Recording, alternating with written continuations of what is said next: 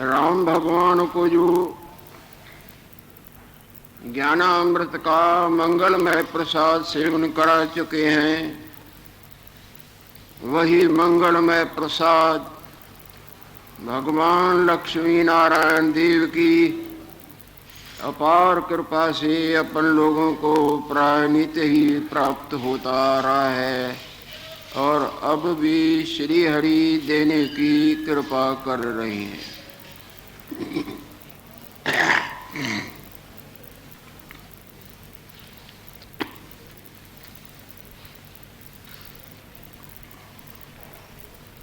निर्वाण प्रकरण का तीसरा अध्याय आरंभ होने लगा है। ब्रह्म ऐक्य प्रतिपादनम, वास्तु अद्वितीय ब्रह्म स्वरूप ही अपने आप में स्थित है। उसमें हम और तुम और हम, मानना और जानना, ये माया वास्तव में कुछ भी नहीं। जैसे वास्तव में एक जागृत ही अपने आप में स्थित है, स्वप्ने वाले का मानना, अपने को और औरों को और जानना, वो सब भ्रम मूलक है।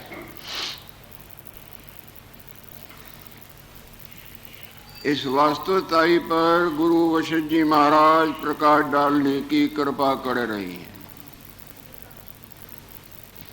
वशिष्ठवाद, हे निष्पाप राम जी, जब प्राणी के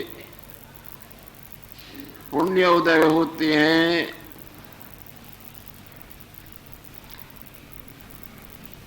यूं समझो कि पापों रूपी मैल निवृत्त हो जाती है,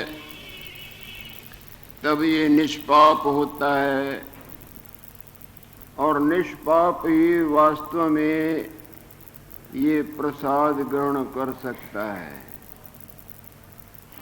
जिस तरह निर्मल वस्त्र ही रंग ग्रहण कर सकता है, इसी तरह जिसके मन का सब तरफ के माया के मोह से मोर मुड़ गया है,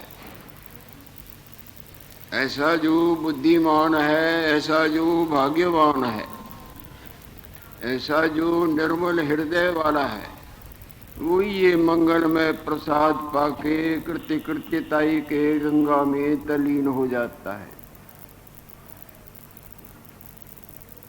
जब तक माया के भोगों में, पदार्थों में, देह में, परिवार में, खान पान में, इन्होंने में आसक्ति है, तब तक समझो मन निर्मल नहीं। और जब तक मन रूपी वस्त्र निर्मल नहीं, तब तक आनंद रूपी ये मंगलमय प्रसाद रूपी रंग उसको अपना चमत्कार दिखाई नहीं सकता। वो इस अद्भुत चमत्कार से वंचित ही रहता है। पूर्व में भी जब ये प्रसंग आरंभ हुआ था, तो गुरु वशिष्ठ जी महाराज ने राम भगवान से बोला था कि राम जी, कुछ भी करना होवे सो सब पूरा करके फिर मेरे पास आके बैठो, और आदि से अंत तक जो कुछ भी मैं कहूँ उसको सावधानी से सुनो, गुनो और ग्रहण करो। फिर तुम्हारा ये अशांति और दुखी होने का रोग न गया तो फिर हमारे में कोई कसर है।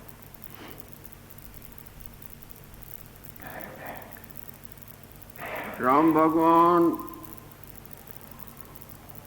चारों तरफ के तीर्थों का दर्शन और शुभ कर्म करके वहाँ आया था। हृदय निर्मल हो गया था शुभ कर्मों से और इधर उधर के तीर्थों के सेवन से। तब उसके मन में राग जो संसार का होता है न, वो निवृत्त हो गया। जैसे कपड़ा पिटाई सहता है, साबुन, गर्म पानी और मुक्के सह लेता है, तब उसकी मैल निवृत्त हो जाती है, तब वो अधिकारी बन जाता है रंग का।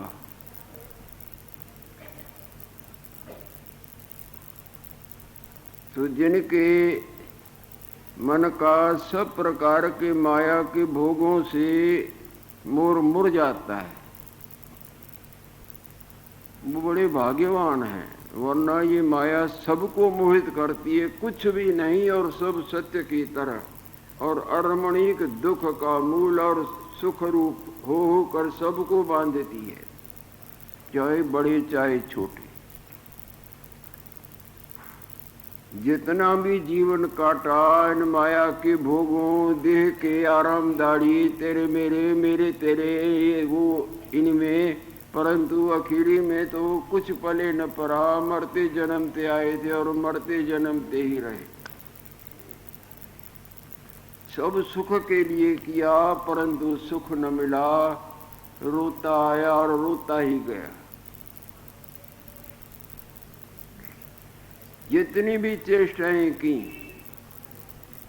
तन करके की, मन करके की, वाणी करके की, किसी तरह भी की, बोला भी, सोचा भी, खाया भी, हाथों से पांव से, ये किया वो किया वो किया ये किया, सब किया सुख के लिए, परंतु बेचैनी ने पिंड नहीं छोड़ा और मृत्यु की घाट उतरते आए, जन्मते आए और वहां उतरना बना ही रहा। कितना भी मैले वस्त्र को रंग दो सुंदर बनाने के लिए, वो सुंदर बन ही नहीं सकता।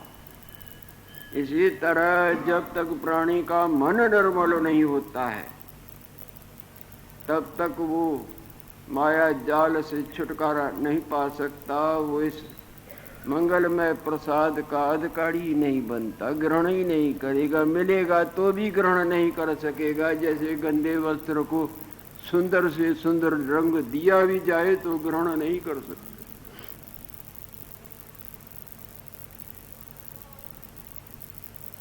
गुरुदेव राम भगवान के हृदय को देख रहे हैं कि बिल्कुल सब तरह के से इसका राग हट गया है। जिन्होंने वैराग प्रकरण भगवान राम के वचनों का प्रसाद पाया होगा, उनको मालूम होगा कि राम भगवान ने संसार को क्या रूप करके बताया। हे निष्पाप राम जी, जिस चैतन्य रूपी समुद्र में जगत रूपी तरंग फुड़ते हैं, जिस तरह समुद्र में बुद्ध बुद्धि फुड़ते, बनते, टिकते और नष्ट होते दिखते हैं, वो बुद्ध बुद्धे तो हजरा हजूर नहीं, हजरा हजूर तो पानी है ना। इसी तरह जिस परमात्मा में, जिस चैतन्य समुद्र में ये संसार रूपी बुद्ध बुद्धे उठते हैं, सारा संसार उनके लिए तो, ज्ञानवान के लिए तो बुद्ध बुद्धे के बरोबर भी नहीं। जिस तरह जगे हुए पुरुष के लिए स्वप्ने का रमणीक से रमणीक बड़ा भंडार, अथाह प्राणी, अदाद पदार्थ एक दबड़ी के बरोबर भी नहीं होते हैं ना। इसी तरह गुरुदेव जगे हुए हैं, अपने आप में जगे हुए हैं। अपना आप सबों का ब्रह्म है, परंतु हम ये अपना आप मानते आ रहे हैं। जैसे राजा को घोर नशा चढ़ जाए और कंगाल रूप मानने लग जाए, निद्रा के दोष से राजा अपने को कंगाल माने, इसी तरह से अज्ञान के नशे से ब्रह्म रूप होते भी हम अपने को जीव मानते रहे। रूप और नाम से और रूप नाम की माया से अनंत जन्मों में भटकते आए और उसमें भी उसी को ही चेंटे हुए।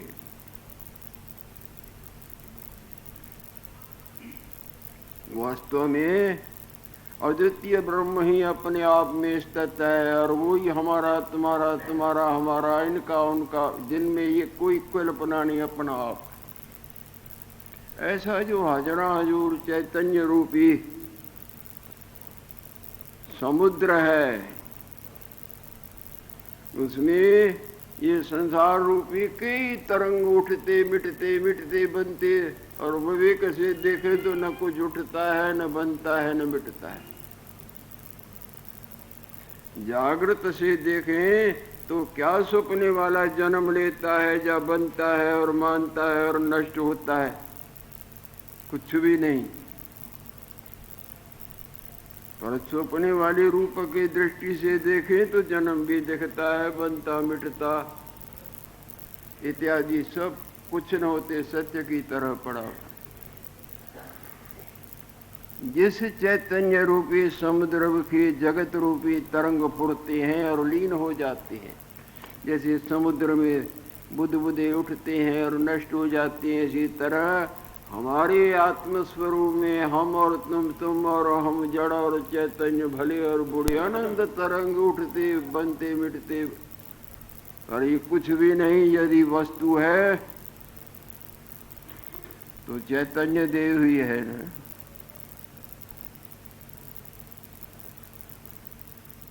जैसे सिनेमा के पर्दे पर कुकर्म के सुकर्म के राजनीति के तेरे के मेरे के भले बुरे के ही खेल चले और आए गए, क्या हुआ? कुछ नहीं। पर्दा अपने आप में अडोल खड़ा है, अंधकार में मानते गए।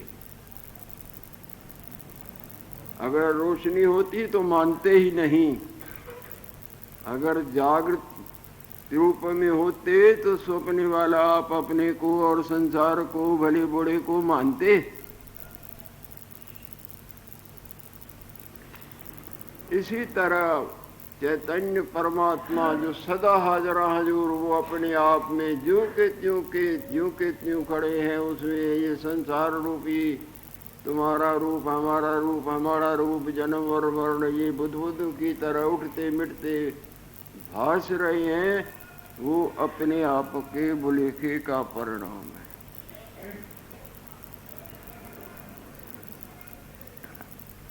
जिस चैतन्य रूपी समुद्र की जगत रूपी तरंग फुरते और लीन हो जाती है, ऐसा जो अनंत आत्मा है, जिस अपने आप का न कोई आदि है और न अंत है, ऐसा जो अपना आत्मा है, अपना आप है, जिसका न आदि है न अंत है।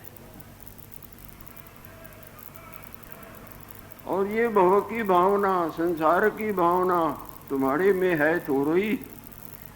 जागृत में स्वप्ने वाली संसार की भावना थोड़ी ही होती है।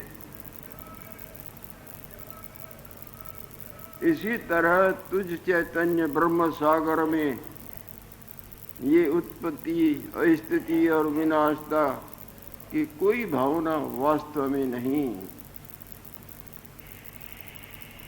वास्तवताई का बुलेखा यूं हो कर भासता है। सो तू भव की भावना ते मुक्त है, और न है ये कल्पना भी तुम्हारे में नहीं है। ऐसा तू सत्य स्वरूप, चैतन्य स्वरूप और आनंद स्वरूप, ऐसा जो तेरा तुम्हारा चिदात्मा स्वरूप है, ऐसा जो तुम्हारा चिदात्मा स्वरूप है, चैतन्य अपनाओ।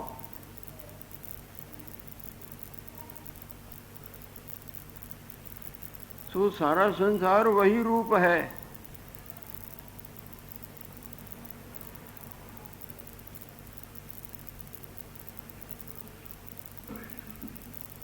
सो सर्व जगत वही रूप है।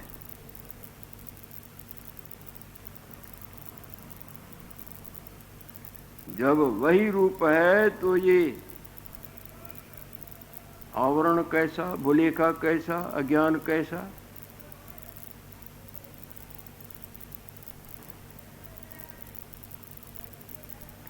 ये जीवपना और वासना मैं पने की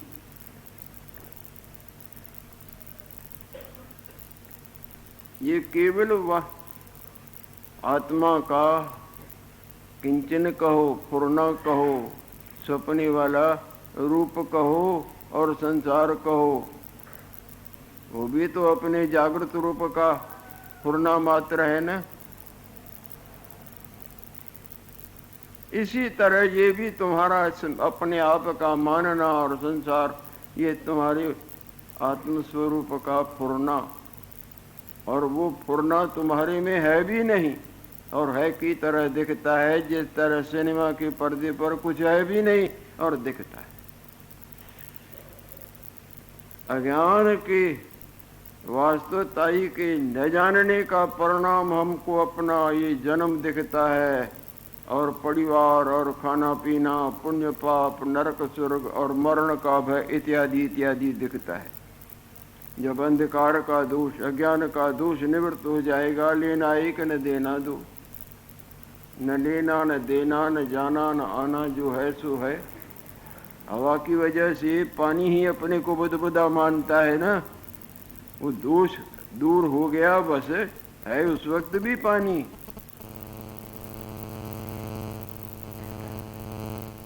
सपने वाले वासना के दोष से राजा सपने में कंगाल और कंगालताई का भुगतान भोगता है। दोष दोष दोष में ही है, जागृत में नहीं है। माया माया में ही है, ब्रह्म में माया नहीं। अंधकार अंधकार में ही है, रोशनी में अंधकार नहीं। कभी रोशनी ने अंधकार देखा है? रोशनी अंधकार को नहीं देख सकती और अंधकार भी रोशनी को नहीं देखता, क्योंकि अंधकार का रोशनी में अस्तित्व ही नहीं है।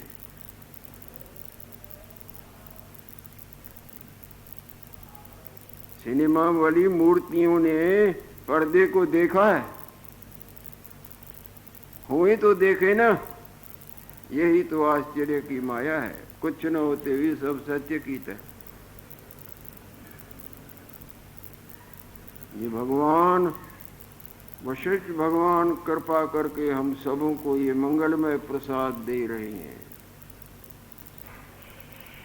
हे राम जी,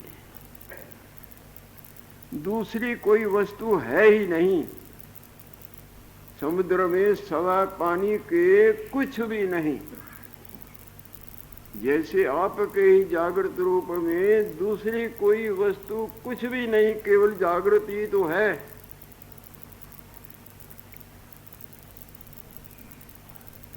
जब ऐसे है तो मैं तुमको और को क्या सुनाऊं? महामौन की महागंगा ठाठा मारती है।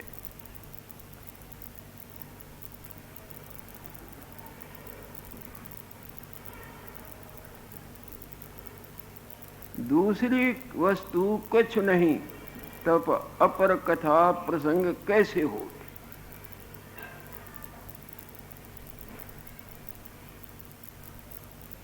हे राम जी, महासरल जो कठिन भासता है, सपने वाले को अपना भगवान कठिन भासता है ना, पर कठिन नहीं तो महासरल है। उसके बरोबर कोई और सरल नहीं जागृत। महासरल गंभीर, जिसकी था नहीं। महासरल गंभीर प्रकाश रूप जो चैतन्य समुद्र है, परम प्रकाश, परम प्रकट जागृत है। जब वो सपने वाला प्रकट है, कुछ भी प्रकट नहीं। परम प्रकट जो चैतन्य समुद्र है।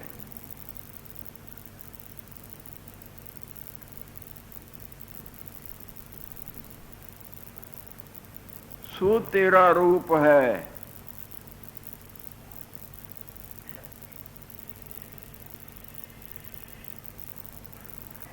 जिस तरह में समुद्र में एक बुदबुदा फुड़ आया, पानी तो है ना, इसी तरह इस महा गंभीर सरल चैतन्य समुद्र के तेरा ये राम रूप फुड़ आया है।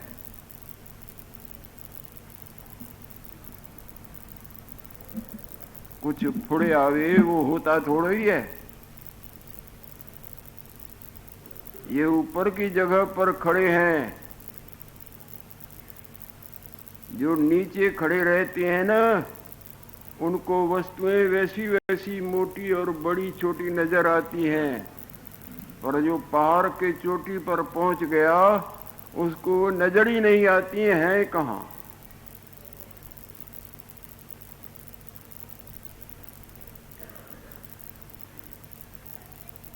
जो थोड़े ऊपर जाते हैं उनको वो छोटी छोटी नजर आती हैं, और आगे जाते हैं तो और छोटी, और ऊपर चढ़ गए तो है ही नहीं। जो प्लेनों में घूमे होंगे, हवाई जहाजों में, जब बहुत ऊपर चला जाता है तो ये दिखता थोड़ी है कि ये नगर है या ये संसार है।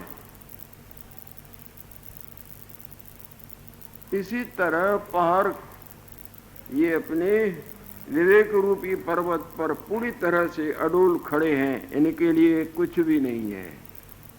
और जो नीचे हैं उनको तो सब सत्य नजर आता है। जो जगे हुए हैं उनको सपने का कुछ सत्य नजर आता है क्या? और जो सोए हुए उनके लिए तो सब कुछ है ना। और जो अर्ध निद्रा में उनको है भी न है भी।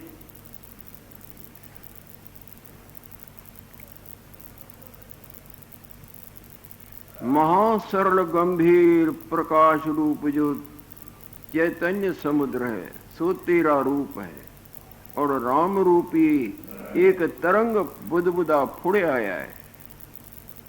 सो तू वास्तव में तू समुद्र ब्रह्म रूप है। जिस तरह वो बुदबुदा फुड़ भले आया है पर है तो समुद्र ना। सो समुद्र तू है। ऐसा जो आत्म तत्व है, ऐसा जो अपना आप है,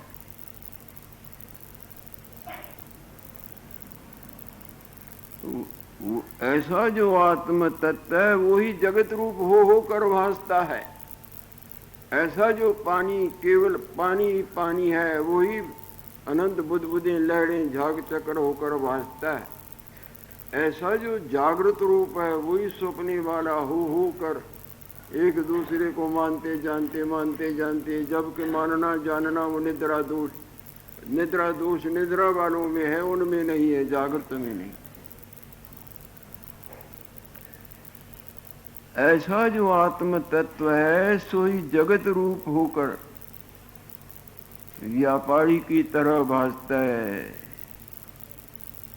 हे राम जी,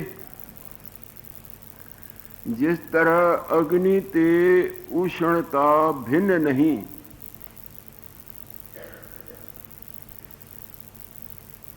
और जैसे फूल ते सुगंधि भिन्न नहीं, जैसे कज्जलते यानी सुरमा जो डालते हैं आंखों, जैसे कज्जलते कालमा कृष्णता भिन्न नहीं,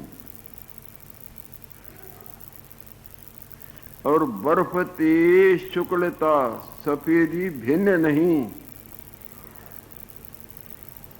जैसे गुरते मधुरता यानी मिठास भिन्न नहीं,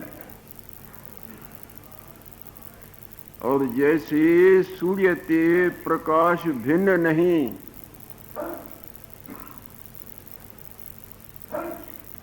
तैसे ब्रह्मते अनुभव भिन्न नहीं।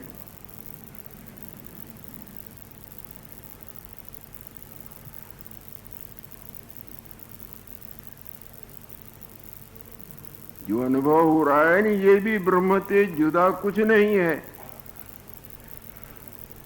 सर्वस्वरूप एक अद्वितीय अपने आप में ज्यों का त्यों स्थित है।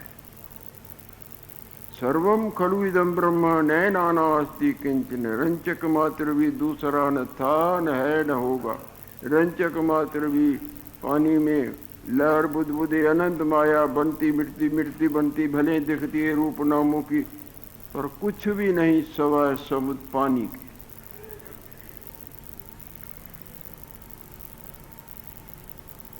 तैसे ब्रह्मति अनुभव भिन्न नहीं, नित्य रूप है। इस अनुभव से मैं हम वासना जुदा नहीं। क्या उस सपने वाली मैं वासना जागृत से कोई अलग वस्तु है? और अहंत जीव भिन्न नहीं।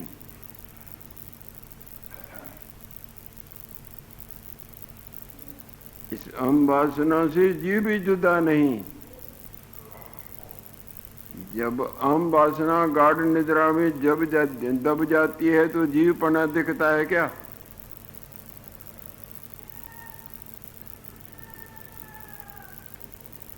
अहंते जीव भिन्न नहीं और जीव ते मन भिन्न नहीं और मन ते इंद्रिय भिन्न नहीं, इंद्रियों ते देह भिन्न नहीं और देह ते जगत भिन्न नहीं। इस प्रकार महाचक्र प्रवृत्ति की न्यायी हुआ है, पड़ा ये चक्र चलता है।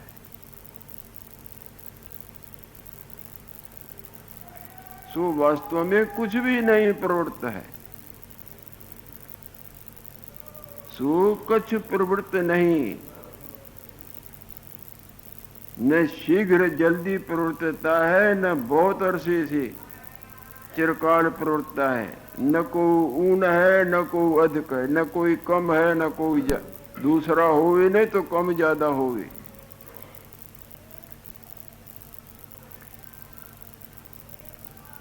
सर्व एक अखंड सता, जिसको परमात्मा तत्व कह के समझाते हैं। सर्व एक अखंड सता परमात्मा तत्व है।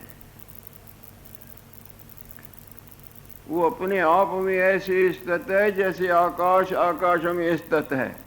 कैसे गंभीर दृष्टांत दे रहे हैं। आकाश आकाश में स्थित है ना, कोई खंभा तो नहीं लगा हुआ है।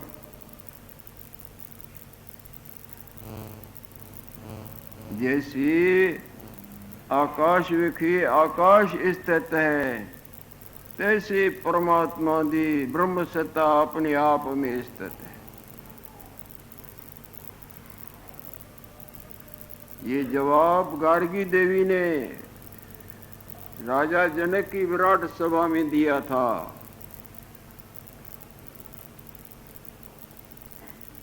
आकाश का आधार कौन है? बोले आकाश का आधार मन है।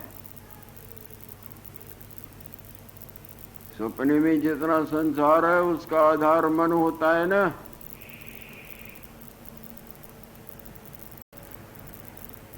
मन करके आकाश दिखता है ना।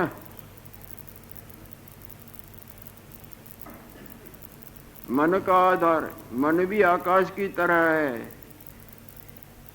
ये इसको चित्ताकाश बोलते हैं। जैसी बात करो तो आगे निकल जाएगा। बहुत निकल के ही आकाश पातालों को उल्लंघन कर जाएगा। आकाश का आधार मन और मन रूपी आकाश का आधार आत्मा, जिसको ब्रह्माकाश कहा जाए, चैतन्य आकाश कहा जाए। उसका आधार कौन है? वो अपना आधार आप है।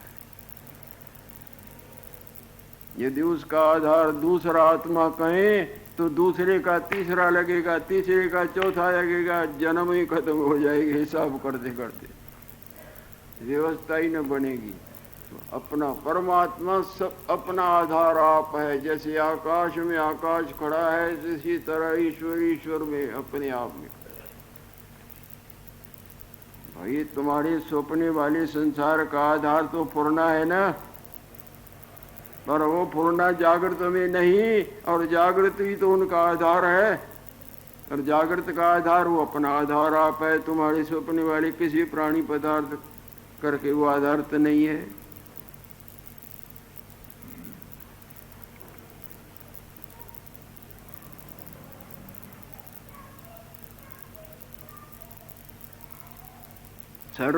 सर्व एक अखंड सता परमात्म तत्व है। जैसे आकाश विखी आकाश स्थित है, तैसे ब्रह्म सत्ता अपने आप में स्थित है।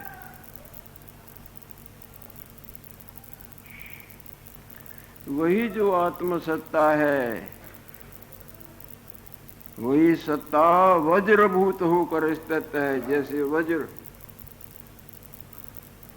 देवराज इंद्र का अस्त्र, अमोघ अस्त्र, इसी तरह वो दृढ़ अपने आप में स्थित है, उसमें कुछ भी नहीं।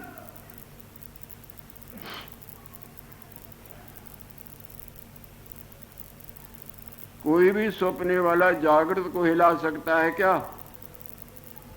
जागृत अपने आप में स्थित है। जैसे आकाश विखी आकाश स्थित है, तैसे ब्रह्म सत्ता अपने आप में स्थित है। वही सत्ता वज्रभूत होकर स्थित है, वही पूर्ण होकर स्थित है, सब में सब कुछ होकर स्थित है।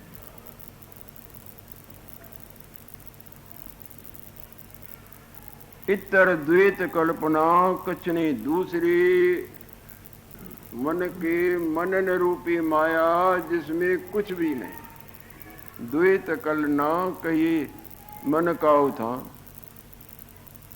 मन ही माया है, माया में ही द्वैत है, और माया में उठान आत्म स्वरूप में ऐसे नहीं जिस तरह सूर्य नारायण में अंधकार नहीं, अग्नि में शीतता नहीं। इतर द्वैत कल्पना कुछ नहीं। ऐसे अपने आप विखे जो स्थित है,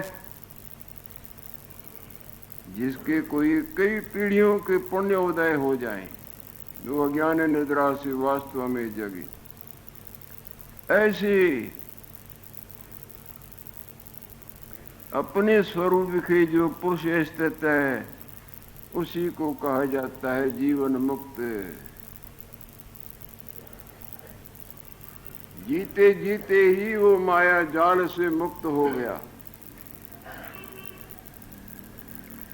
ऐसे अपने स्वरूप विखे जो पुरुष स्थित है, सो जीवन मुक्त है। ऐसा जो ज्ञानवान है,